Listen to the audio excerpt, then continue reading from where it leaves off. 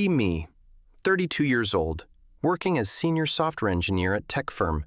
Been here for 7 years, and we have great reputation. Company specializes in enterprise software solutions for major corporations. Team is about 60 people, mostly engineers and project managers. Our founder and CEO retires after 20 years and sells company. New CEO comes in named Margot, who is 38 and vocal. She worked in tech diversity consulting before and has strong opinions. First company meeting, she announces we need to transform our culture. Says the company is too male and too white completely. Says we need to reflect the diversity of the world. Announces new hiring mandate that prioritizes underrepresented groups first, only. Says merit will still matter, but diversity is primary consideration. Some of us push back, saying hire best candidates regardless. Margot says that is exactly the problem with tech industry. Says diverse teams perform better and bring different perspectives to problems. Says anyone uncomfortable with this should consider if this company fits. My coworker Brett asks how we define underrepresented in this context. Margot lists women, minorities, LGBTQ, and other marginalized groups specifically. Brett asks if that means straight white men will not be hired. Margot says they have been overrepresented for too long and need to step back. Another coworker asks what happens if best candidate does not meet diversity criteria. Margot gets visibly annoyed and says that question assumes diverse candidates are not best. Says unconscious bias makes us think white men are more qualified automatically. Says we need to retrain our thinking about what qualifications really mean. She brings in new head of HR named Felicity, who shares vision. They implement new hiring process that scores candidates on diversity first. Qualifications and experience are secondary factors in evaluation process. Now they want to hit specific demographic targets within 6 months.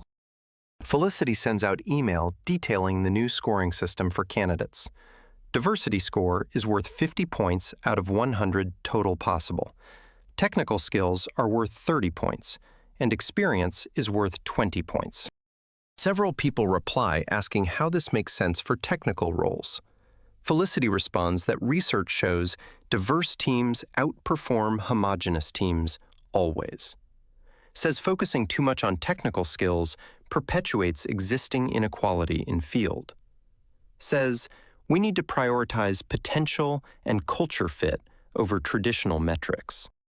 Some people respond again, but Felicity stops replying to criticism emails. We have 3 senior engineers leave within a month after announcement. They say they do not want to work where merit does not matter. Margot says good riddance to people who cannot handle progress happening.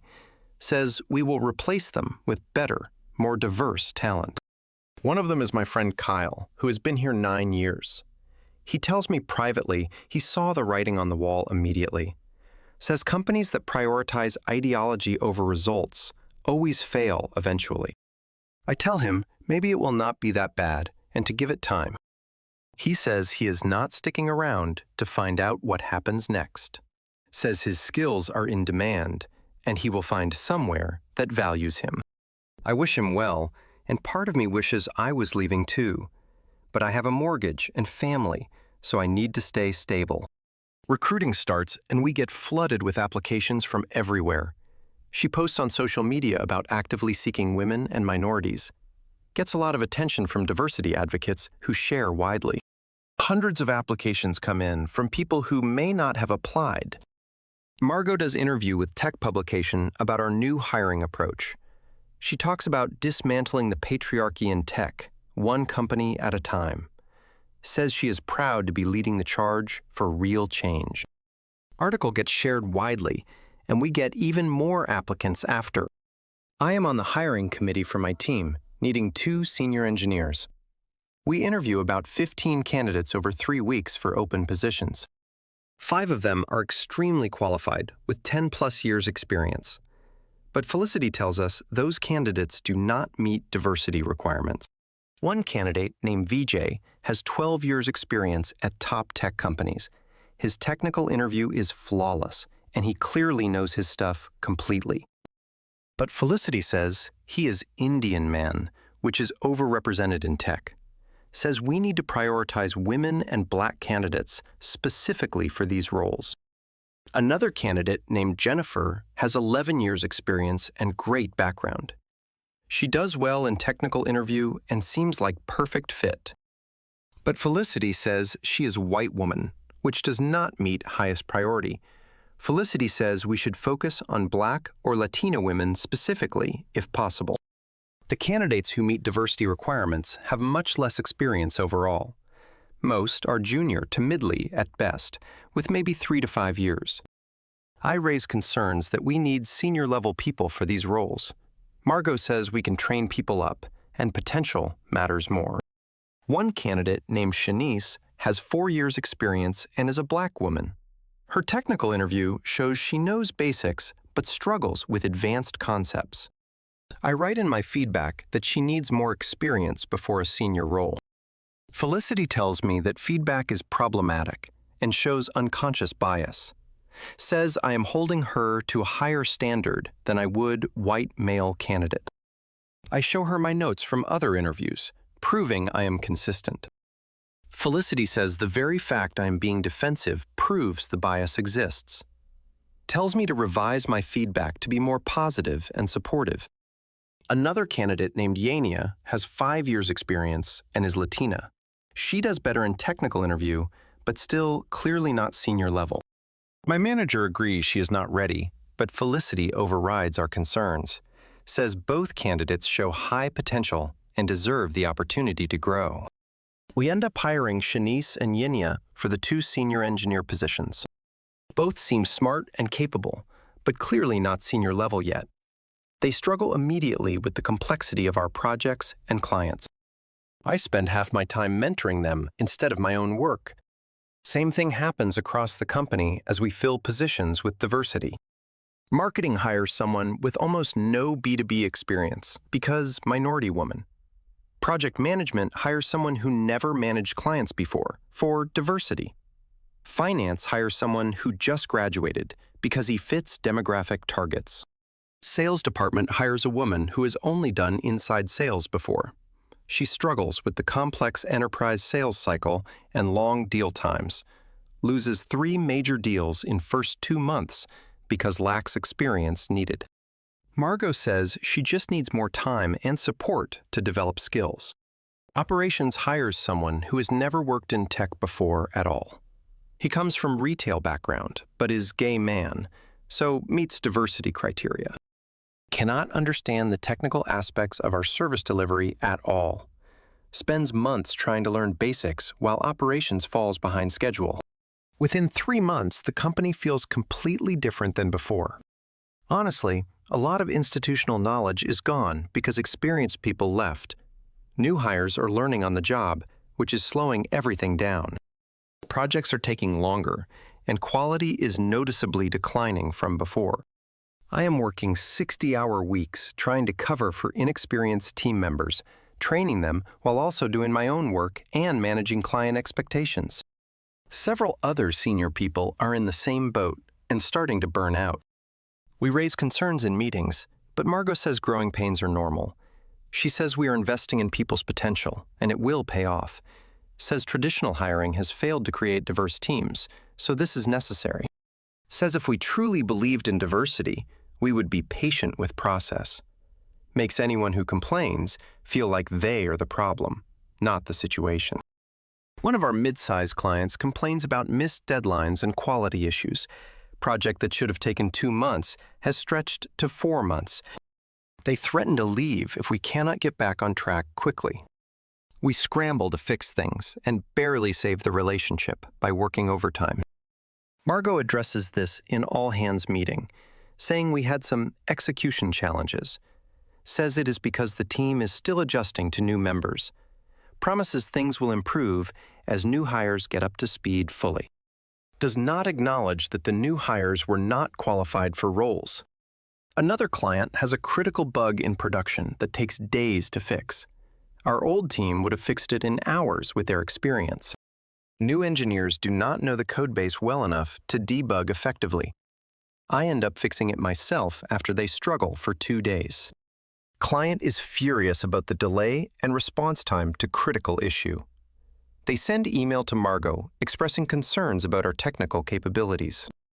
Margot responds with apology, but says we have restructured team for future growth. Client is not satisfied with answer, but stays because contract locks them in. Our biggest client is a Fortune 500 financial services company here. They have been with us since beginning and account for 30% revenue. We are up for renewal on major 3-year contract worth $10 million. This contract is crucial for company's financial stability and future growth. They have quarterly business reviews where we present our work and roadmap. Last few reviews have not gone as smoothly as they used to before. They have noticed delays and quality issues creeping into our deliverables. We have been making excuses about team transitions and growing pains. The client asks for a meeting to discuss renewal and review our team. They want to meet engineers who will be working on their account. We put together presentation and bring our team to their office. I am there along with Shanice and Yenia and a few other seniors. Client's CTO and VP of engineering are in the meeting with us. They go around table and everyone introduces themselves with background. When Shanice introduces herself, she mentions her 4 years of experience. Client's CTO looks surprised and glances at his notes from before. When Yenia introduces herself, she mentions her 5 years of experience. Client's VP writes something down and looks at CTO with concerned expression. I can see them doing mental math about experience levels on team. The energy in room has shifted from friendly to skeptical quickly. Client CTO asks about our team composition and notices very different from before. Asks where Garrett and Andre went, who were lead engineers on account. Margot says they moved on, and we have fresh talent with new perspectives. Says change is good and brings innovation to how we solve problems. Client's VP asks specifically about Garrett, who had 15 years experience. Garrett says he really understood their systems and architecture deeply after years working together. Margot says our new team is equally capable and brings diverse viewpoints. Client's VP does not look convinced by this answer at all. Client's CTO asks about experience levels of the new team members here. Margot talks about diversity and innovation instead of directly answering question. Says diverse teams have been proven to perform better in studies. Client CTO interrupts and says he asked about experience, not diversity. Margot looks taken aback by his directness in the meeting room. Says the team has the skills needed and we are confident in delivery. Client CTO looks at me and asks my opinion on the team. I am put on the spot and do not want to undermine my coworkers. Say the team is working hard and learning the systems quickly. Client CTO asks if they are ready to handle the complexity of renewal project. I hesitate for a second too long before answering the question. He picks up on my hesitation, and his expression becomes more concerned. Client CTO looks uncomfortable and asks to speak with me privately. After I go with him to conference room and he closes door, client's VP joins us, and they both sit down across from me. CTO asks me straight up what happened to the team that was working. Tell him honestly that company changed hiring priorities and several people left. He asks if new people are actually qualified to handle their complex systems. I hesitate because I do not want to throw my coworkers under bus.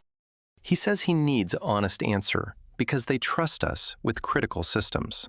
Tell him new team members are capable but do not have senior experience yet. Say we are working to get them up to speed, but taking time. He asks how much time until they are fully competent on their systems. I say probably another 6 months to a year, realistically speaking. Client's VP says they cannot afford that kind of learning curve on critical systems. Says they need people who can hit the ground running immediately. CTO asks if I am confident new team can deliver on renewal project. I want to say yes, but cannot bring myself to lie directly. Say I will do everything I can to make sure we deliver. CTO says that is not what he asked, and he needs direct answer. Ask him to give us a chance to prove ourselves with new team. He says they have been with us for years, and this is concerning change. He looks concerned and says they cannot afford any disruptions or quality issues. He says their systems are too critical to their business to take risks. I understand where he is coming from, but do not know what to say. Meeting ends, and client says they need time to think about renewal.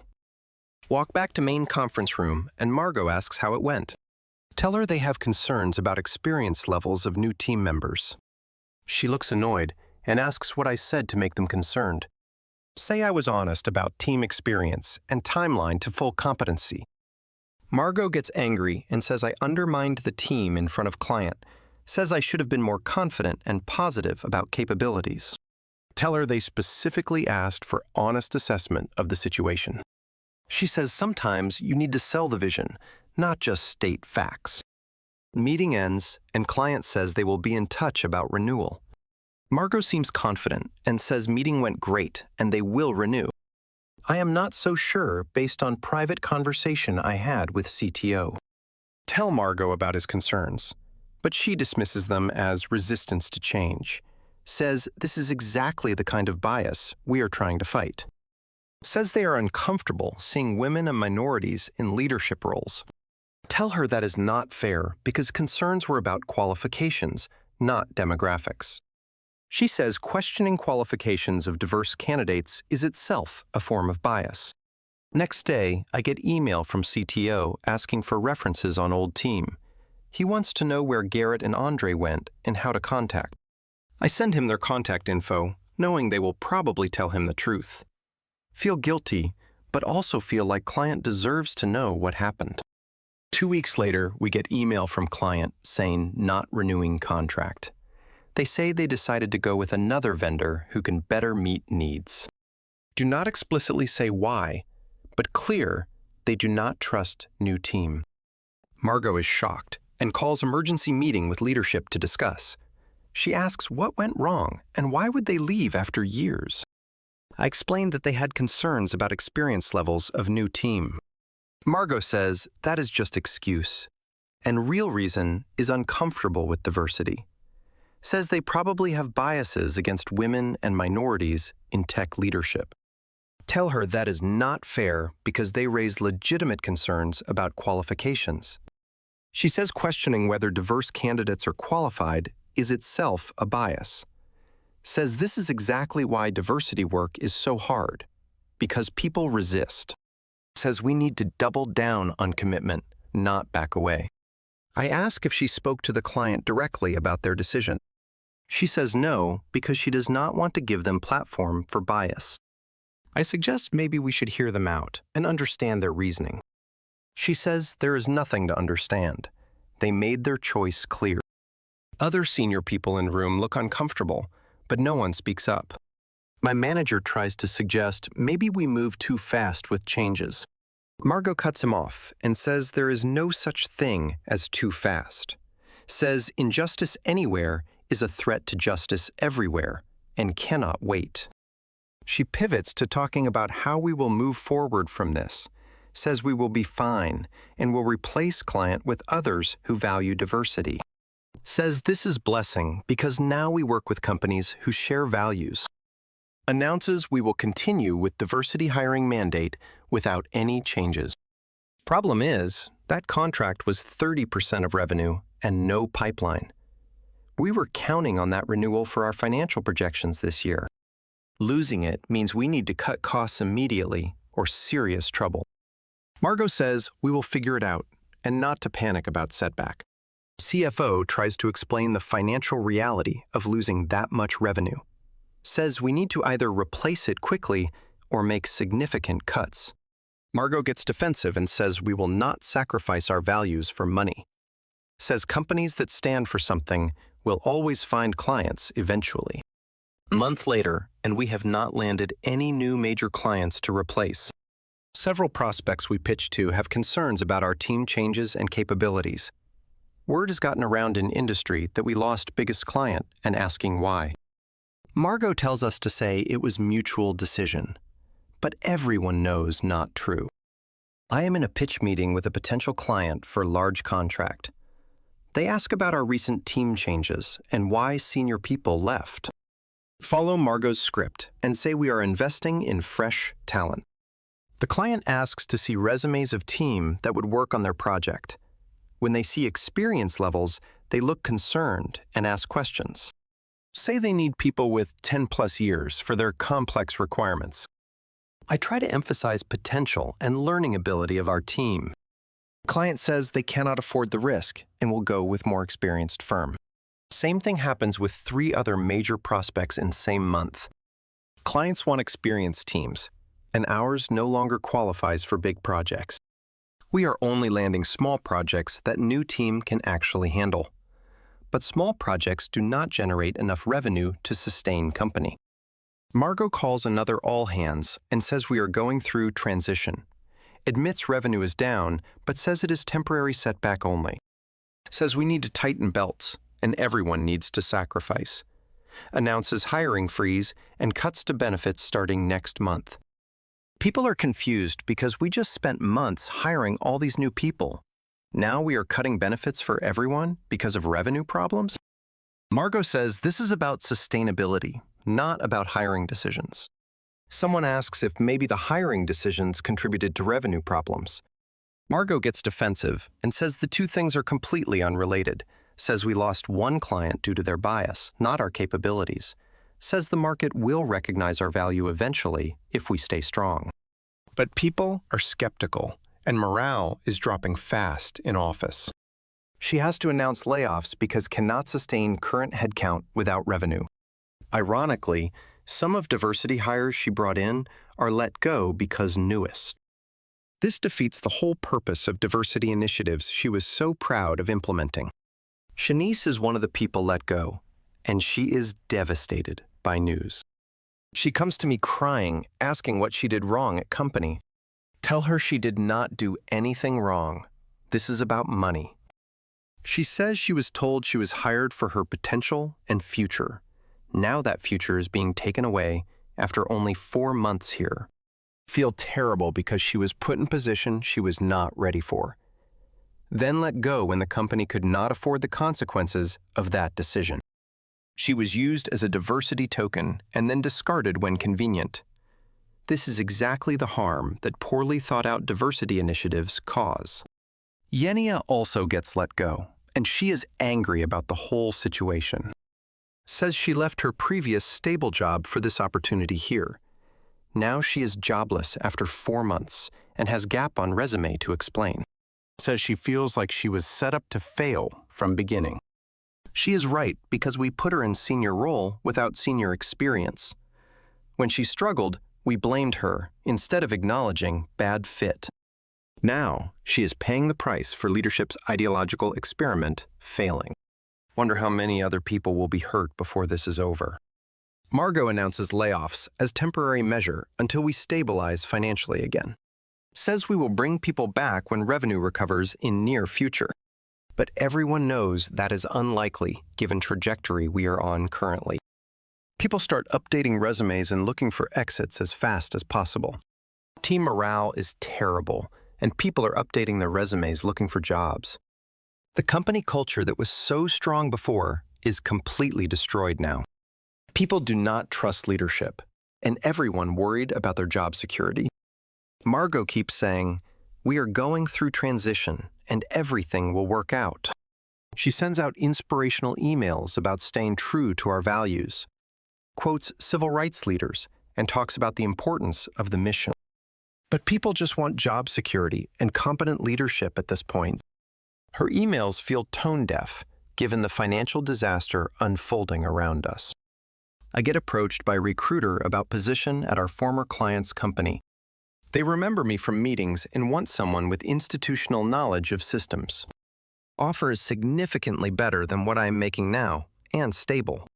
The client actually hired Garrett and Andre already and wants to rebuild old team. I accept and put in my notice, which causes even more panic. Margot calls me into her office and asks why I'm leaving. Tell her honestly it is about stability and direction company has taken. She says I am part of problem, abandoning mission when things get hard. Say the mission should have been excellence, not checking demographic boxes. She gets defensive and says diverse teams are more excellent by definition. I ask if that is why we lost biggest client and doing layoffs now. She does not have a response to that and just says I am free to leave. Tell her I tried to make this work, but cannot stay on sinking ship. She says ship is not sinking, we are just navigating rough waters temporarily. I say good luck with that and finish out my 2 weeks. Watch several other senior people leave around the same time as me. One of them tells me in confidence that Margot has been lying to investors, telling them the client left for reasons unrelated to our team changes. But investors are asking questions and demanding answers about financials. Margot is running out of time before they realize the full extent of damage. My last day is emotional because I genuinely loved this company before. Say goodbye to people who are still there, stuck in the mess. Many of them tell me they are jealous and looking for way out. The company that was once thriving is now barely hanging on. 6 months after Margot took over, a company has lost 40% of headcount. They are struggling to deliver on remaining client contracts with inexperienced teams. Reputation in industry has taken massive hit because quality issues and missed deadlines. Margot is still posting on LinkedIn about importance of diversity, but comments off.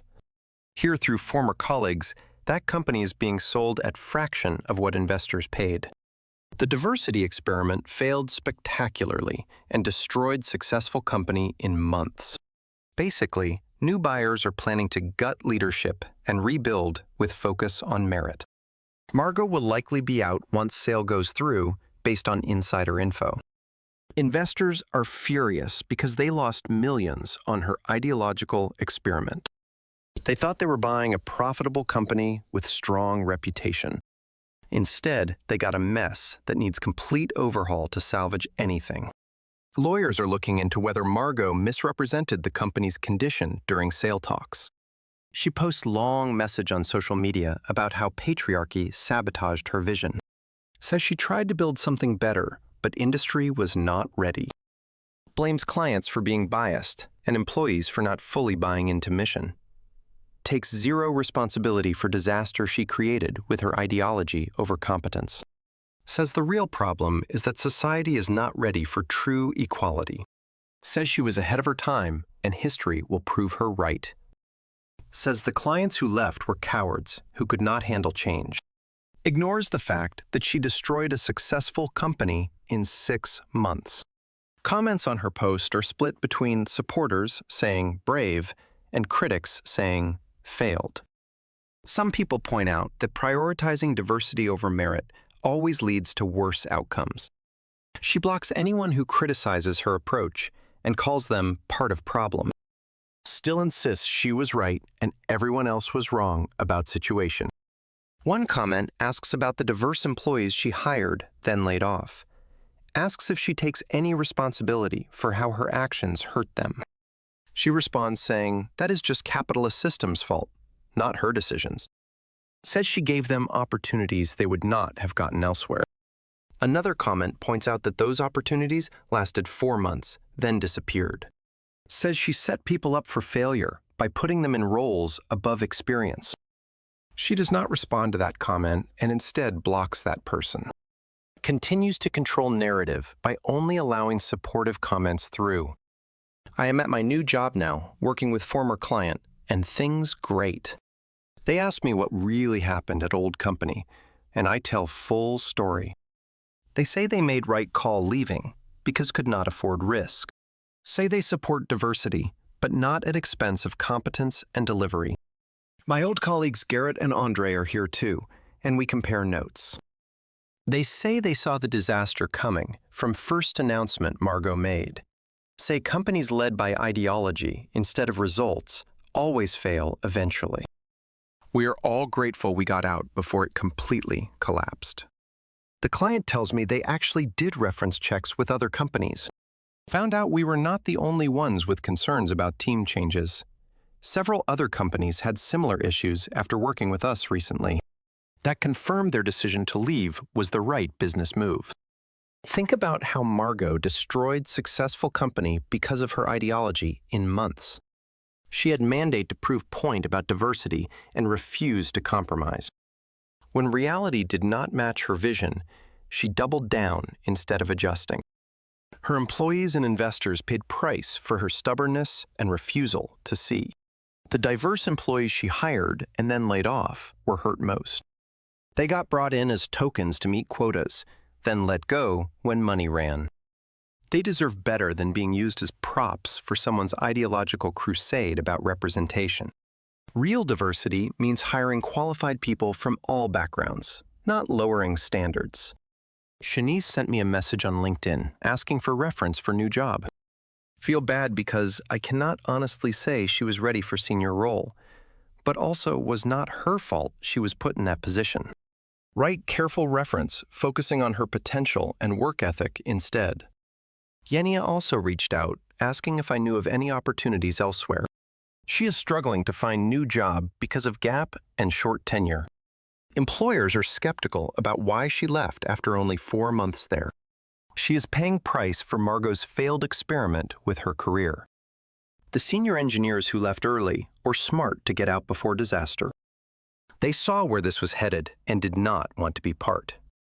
Kyle, who left the first month, is doing great at new company now. Tells me he has no regrets about leaving when he did. I should have left earlier too, instead of trying to make it work. Watching good company die because of bad ideology was painful and completely avoidable. But at least I got out before complete collapse happened finally. Some people stayed too long and now struggling to find new opportunities.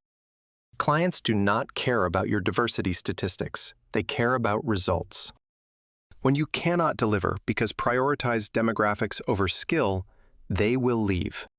Margot learned this lesson hard way, but still will not admit she was wrong.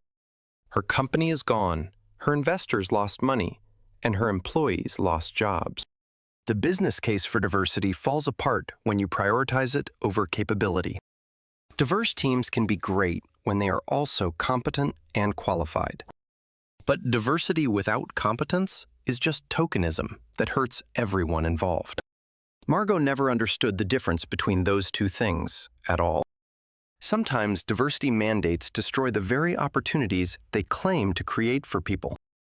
By lowering standards and prioritizing identity over merit, you hurt everyone involved. The best engineers want to work where excellence matters, not where they are checkboxes. Margot never understood this, and it cost her everything she was trying to build. A year later, and company is fully restructured under new ownership and leadership. They kept some diversity hires who proved themselves capable and let others go. Brought back focus on merit and excellence first, with diversity as a natural result. The company is recovering, but will take years to rebuild reputation that Margot destroyed.